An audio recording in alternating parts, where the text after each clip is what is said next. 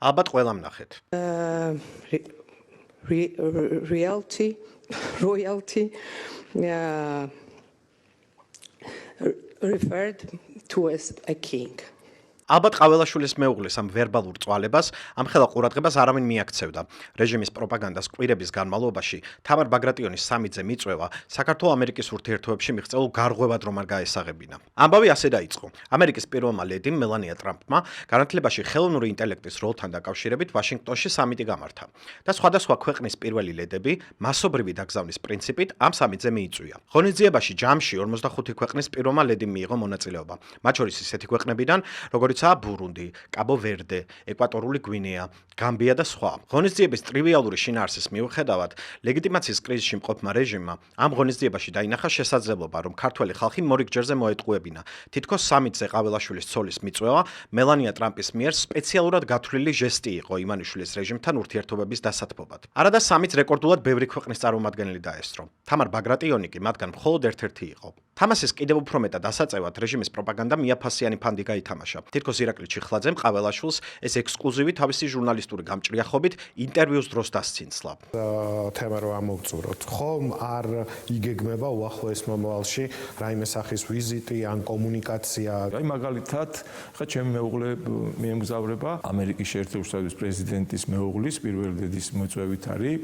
ანუ საქართველოს პირველი ლედი მელანია ტრამპის მიწვევით მიემგზავრება ვაშინგტონში. ეს ექსკლუზივი წინასწარ განვაცხადე, მაგრამ შემდეგ კი მთელი კვირა მედია ისტერიკა მოაწყეს. თითქოს ამერიკასთან საქართველოს ფაქტობრივად გაწყვეტილ ურთიერთობებს კიმბერლი ლოუს შემდეგ ყაველაშვილის ცოლის სახით ახალი შემწე გამოუჩნდა. და ბოლოს თავისვე მიერ გამოგონილ ამბავში ისე შერწყდნენ, რომ თავიანთ პროპაგანდისტულ არხზეც კი ბაგრატიონის გამოსვლის ვიდეო უხმოდ გაუშვეს. დამატებით ცინიზმია, რომ თანამედროვე განათლებაში ხელოვნური ინტელექტის როლზე საუბრობდა ქალი, რომლის ქვეყანაშიც 20,000-მდე ბავშვი არათუ AI ტექნოლოგიის, არამედ სკოლის შენობის გარეშეა დარჩენილი, რადგან მისი რეჟიმი ვერცერთი სკოლის რემონტს დათქმულ ვადებში ვერ ასრულებს. განათლების სისტემაში კი გარღვევად მიიჩნევა ეს. ერთი სახელმძღვანელო ყველა სკოლაში ერთი და იმავე დისციპლინაში. აღარ იქნება სხვადასხვა სახელმძღვანელოები. მათ შორის ამ ეგრეთ წოდებული რეფორმის მედროშეები ახდნენ ბაგრატიონს ვაშინგტონში, რომელთაგან ერთ-ერთმა განათლების მინისტრის მოადგილე ბაია კვიციანმა მას პინძლებს თავი არა მხოლოდ განათლებაში მიღწეული გარღვევებით, არამედ ქცევის განსაკუთრებული დახვეწილობითაც დაამახსოვრა.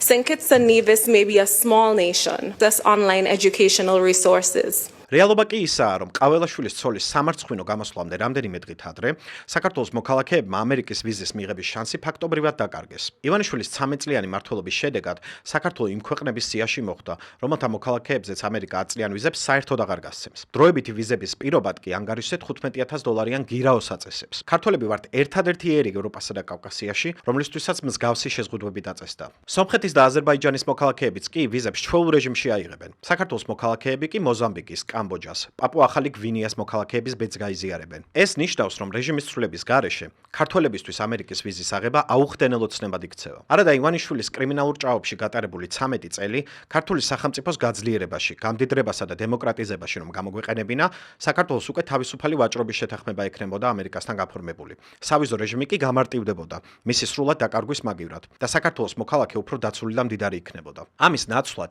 პროპაგანდა მოქალაქეებისთვის მიღწეულ გარღვევად ყაველაშვილის ცოლის ცოდვილობას ასაღებს, რომელმაც ერთადერთ გარღვევას თუ მიაღწია. ერთ დროს ამერიკის უახლოესი მოკავშირე ქვეყანა ყველას ბანანის რესპუბლიკად დაამახსოვრა. ამ ეროვნულ სირცხვილს ვერასდროს ჩამოვირეცხავთ და ვერასდროს დავიბრუნებთ ისტორიულ შესაძლებლობებს ჩვენი ქვეყნის მოქალაქეებისთვის. თუ არ გავიაზრებთ, რომ ამ რეჟიმის ცვლილება საქართველოს ყველა მოქალაქის სასიცოცხლო ინტერესშია. შემოგვიერთდი ფედერალისტებს, რომ ერთად დავამარცხოთ ეს რეჟიმი და დავამტკიცოთ, რომ საქართველოს ადგილი არა ბოტსვანას, გამბიას და გვინეა-ბისაუს, არამედ ცივილიზებული, განვითარებული ქვეყნების გვერდით არის.